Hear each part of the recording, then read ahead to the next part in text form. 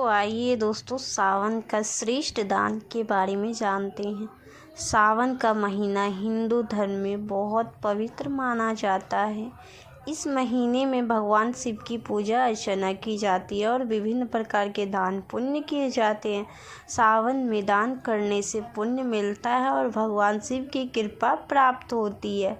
सावन में श्रेष्ठ दान के रूप में कई चीज़ें दी जाती है। इनमें से कुछ प्रमुख दान हैं, जैसे पहला जल दान। सावन में भगवान शिव को जल चढ़ाना बहुत पुण्यदायी माना जाता है। जल दान करने से भगवान शिव प्रसन्न होते हैं और भक्तों की मनोकामनाएं पूरी होती हैं। दूसरा फल दान।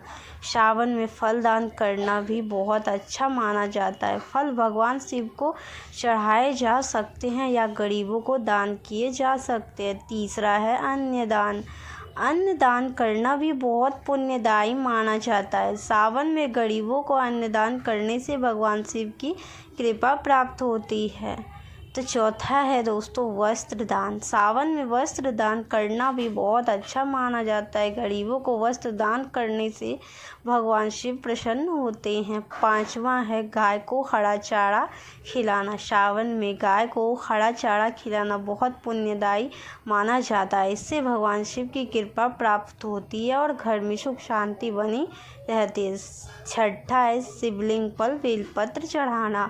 सावन में शिवलिंग पर बेलपत्र चढ़ाना बहुत पुण्यदायी माना जाता है। इससे भगवान शिव प्रसन्न होते हैं और भक्तों की मनोकामनाएं पूरी करते हैं। सावन में दान करने से न केवल भगवान शिव की कृपा प्राप्त होती है, बल्कि इससे समाज में भी सकारात्मक प्रभाव पड़ता है। दान करने से गरीबों और ज़रूरतमंदों की मदद होती है और समाज में सुख शांति बनी रहती है।